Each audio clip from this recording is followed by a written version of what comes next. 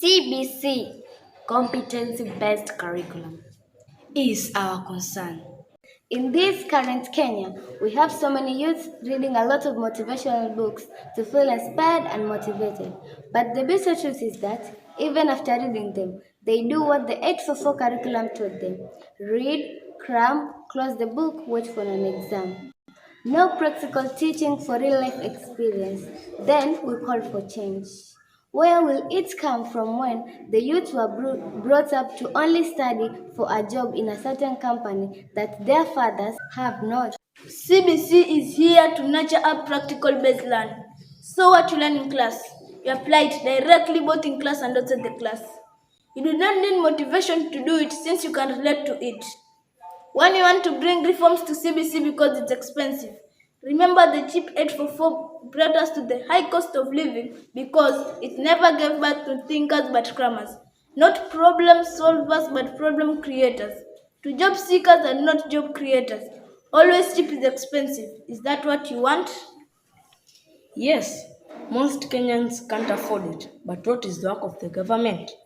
Is it not to better the life of the common mwananchi?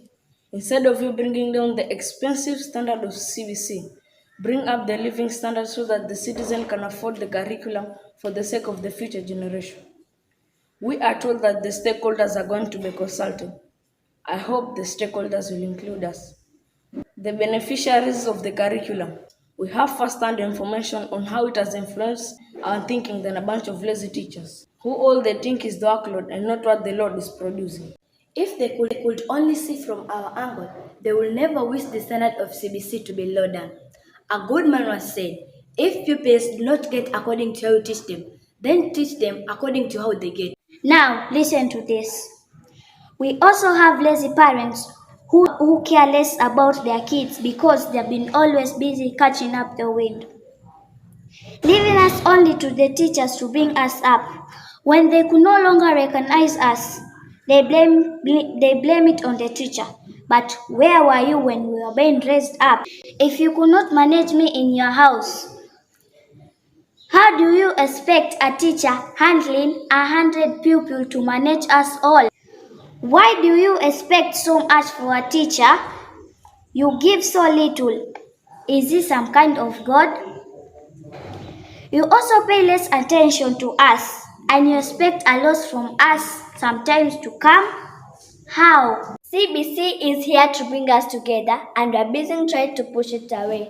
No matter what you give us, if your time and attention won't be in the package, then it's not worth it to get it.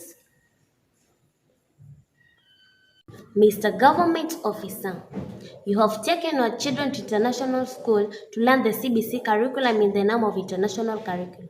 And you left us here. There they go to learn about what it takes to be a good leader in a practical level. And you are here telling us we should work hard so that we can be leaders of tomorrow.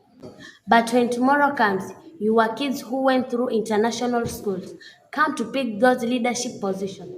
Why? Because they won't allow us to learn what they were learning. You are afraid that the future will be too bright for us and will be a threat to our kids. There they go to learn our business skills so that those who went through 844 will come and beg them for jobs in their companies. They nurture their talent so that when they come here, they can exploit our talent. We won't allow this to happen. As a media house that champions for equal rights won't allow it. Mr. President, we want the children of the elite and those for nobodies to sit on the same decision-making table and we debate on ideas, not our tears. Help this message get home for us.